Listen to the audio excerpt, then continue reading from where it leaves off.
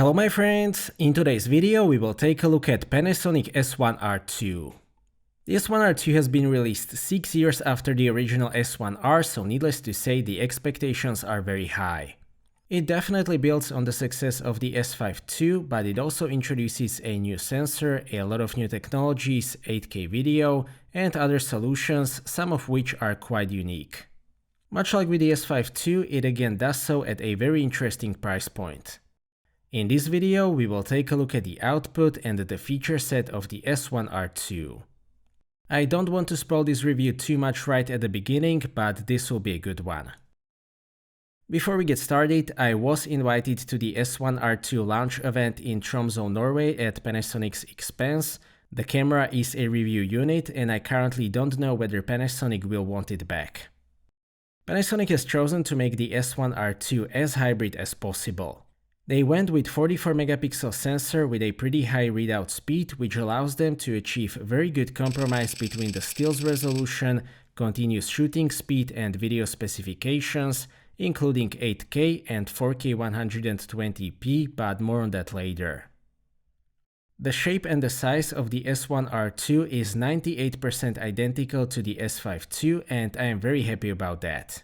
It is still just 13.4 centimeters wide and it weighs around 740 grams, so it is very compact, especially when we consider what it can do. It can actually fit in S5 II cages, such as this Mamba cage from Smallrig, but it is not quite perfect and you won't be able to operate the dry mode dial. The build quality is excellent. It uses a magnesium frame, very durable plastics, and most of the front part is rubberized with a very nice texture.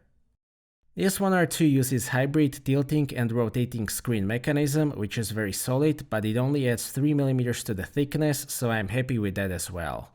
The S1R II is fully weather sealed, and that weather sealing was very thoroughly tested at the launch event, which took place above the Arctic Circle. There certainly won't be any issues with the weather sealing no matter where you use your S1R II. I'm pretty sure about that. So the S1R II uses a brand new 44.3 megapixel full frame sensor, most likely backside illuminated. Importantly, it seems that the full sensor readout at 14 bits is 40 frames per second, which is very fast for a 44 megapixel non-stacked sensor. This combination of the resolution and readout speed allows the S1R II to do very impressive stuff in both stills and video modes, as I will explain throughout this video. 44 megapixels is in my opinion enough even for a high-resolution camera. Subjectively, I don't feel like I'm losing that much in comparison to 61 megapixels, and the loss of resolution is definitely worth the speed and video specs gained as a compensation. This sensor uses base ISO 80, which gives you a little bit better dynamic range at the base ISO. Fortunately, there doesn't seem to be any penalty for that at higher ISO values. ISO 3200 is very clean and perfectly usable. There is some noise at ISO 6400, but it is fine for the majority of publication platforms. ISO 12800 is still usable, you will see some noise, but it is okay for online publishing. ISO 25600 is an emergency option. The dynamic range at the base ISO value is marginally better than with 61 megapixel Sony sensors, for example. It is not a huge difference, but for something like sunsets, I will take every bit of dynamic range that I can get. This is actually the best dynamic range of all full-frame cameras that I have tested so far, and so it will give you ample room for recovering both highlights and shadows. The colors are typically Panasonic, so a bit more saturated and more contrasty in the standard picture style, but still very accurate. Of course, you have a huge amount of options to adjust the in-camera colors with profiles and even LUTs introduced with the S9. The S1R II uses an improved version of Panasonic's hybrid autofocus system, which utilizes both 779 phase detection points and contrast detection. In usual situations, it works perfectly, it is very snappy, accurate, and there is no hunting whatsoever. The behavior in the low light is different than with previous Panasonic cameras. Exposure changes happening during low light focusing are no longer visible on the screen. There is actually a lot going on here, so I will investigate further and talk about that in my updated review. The tracking works great as well. I was able to get full hit rate in my walking towards the camera test at 50mm f2.8 with no issues at all. I moved to f1.8 and it was still able to get a full score, so the tracking is obviously excellent. The AI features have been improved as well, and those also work great. I'll probably have to come up with some more extreme tests to push the S1R2 to the limit, but so far the autofocus has been excellent and definitely matches anything that I've tested so far. Pretty much the same applies to video autofocus. The performance itself is very similar to the S5 II and therefore excellent.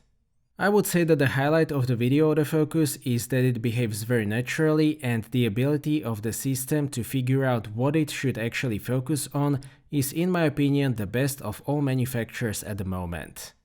It does very well in all of my standard tests, including the more difficult ones such as the SD card. The face detection and other smart features work great as well. As I mentioned, the S1R2 is very fast for a high-resolution camera. It can shoot 40 frames per second at full resolution in RAW and with autofocus continuous. That is pretty great. You have to be very strategic though, because whilst the buffer can take 70 RAWs, which is not bad at all, that is less than 2 seconds at the full speed. Fortunately, a pre-burst option is available. The rolling shutter is not bad at all. Panasonic is actually using internal correction, which works very well. It can also shoot 10 frames per second with mechanical shutter for the situations where you can't accept any rolling shutter at all. It has one CF Express Type B slot and one UHS 2 SD card slot. You will probably want to use a CF Express card slot with the S1R2. In that case, it will be very fast and the whole user experience will be great.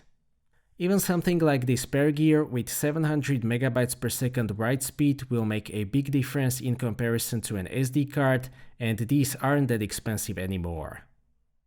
The video specifications of the S1R2 are very impressive to say the least.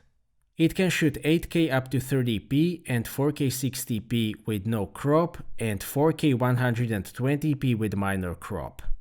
It can also shoot Apple ProRes and ProRes RAW up to 5.8K.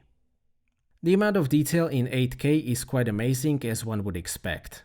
The 8K is 10-bit 420 in 300 megabits per second HEVC. I think that the S1R2 is one of very few and possibly the cheapest mirrorless camera that is actually and practically usable for 8K.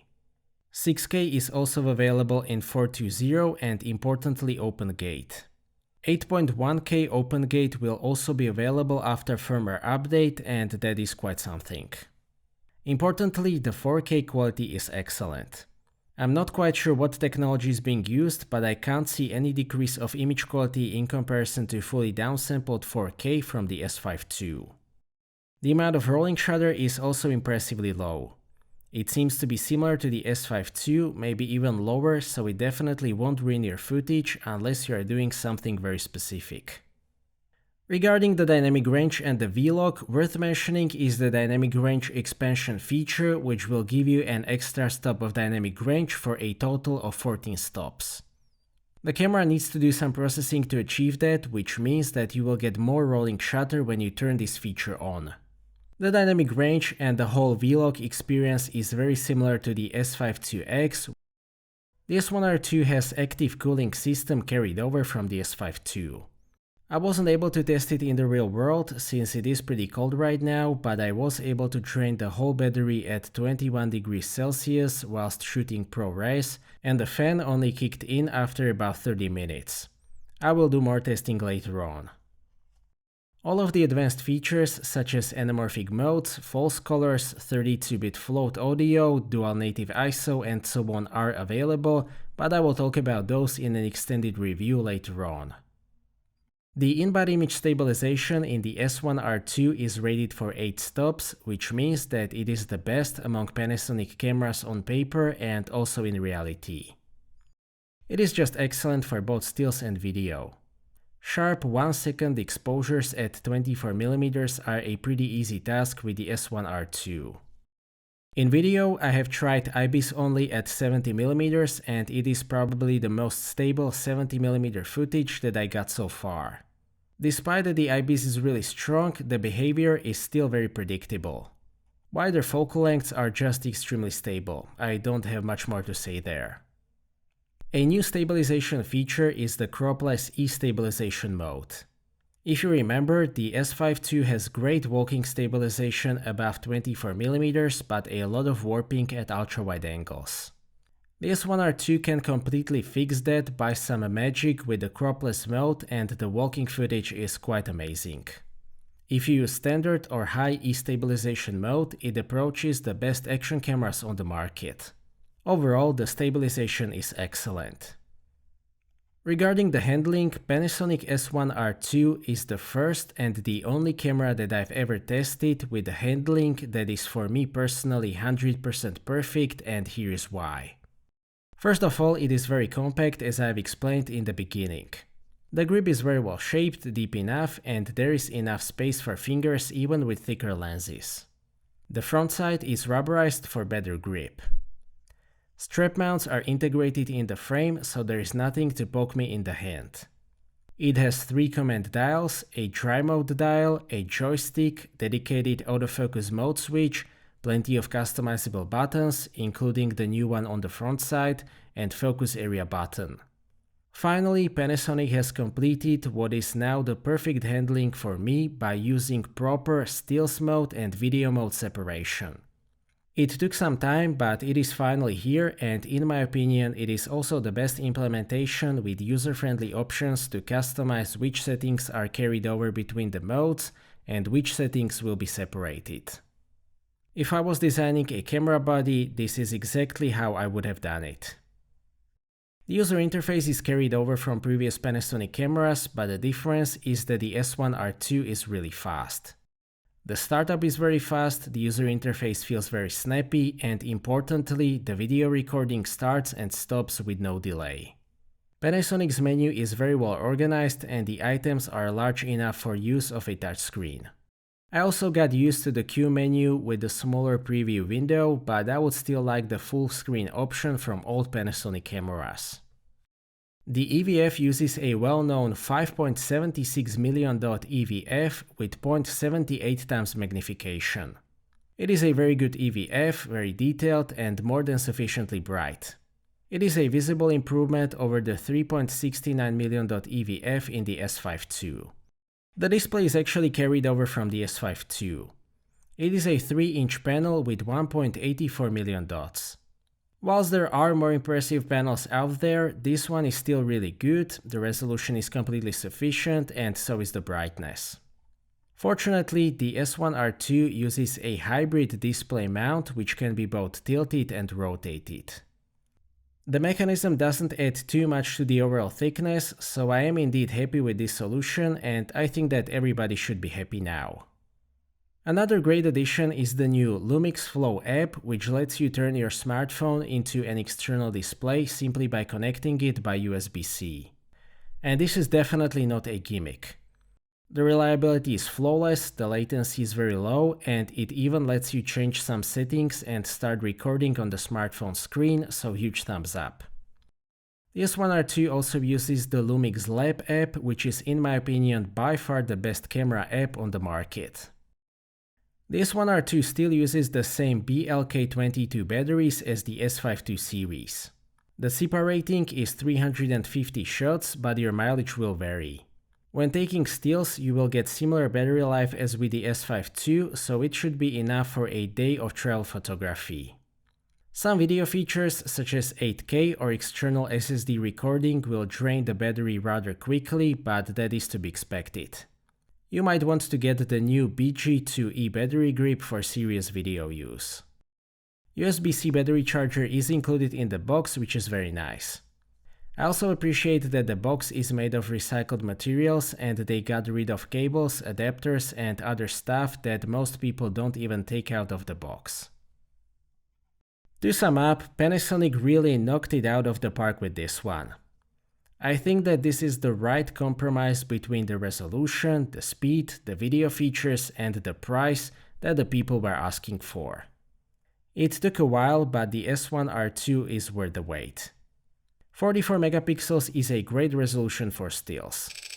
40 frames per second burst in combination with CFX per slot makes the S1R2 very capable for fast action. The video capabilities are at least as good with 8K, 4K 120p, OpenGate, ProRes RAW, new Cine like A2 and so on. Then there is the 8-stop stabilization with cropless E-stabilization sorcery. Fully separated stills and video modes complete the perfect package in terms of handling, at least in my opinion. The electronic viewfinder and the display are not the best of the best, but more than good enough. Besides that, you can use the new Flow app, which is an awesome feature. If I really had to criticize something, I guess that the 70 RAW buffer capacity limits the usefulness of the 40 frames per second burst feature. Some of the video features will also drain the battery pretty quickly and there is no battery percentage, but I mean, I can very happily live with that. Panasonic S1R2 is a package that a lot of people asked for and that includes myself. I don't really have much more to say, just take my money.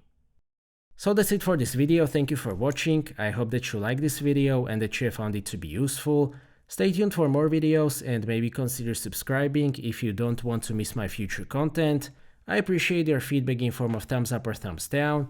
If you would like to ask anything or share your opinion, please do so in the comment section and see you next time.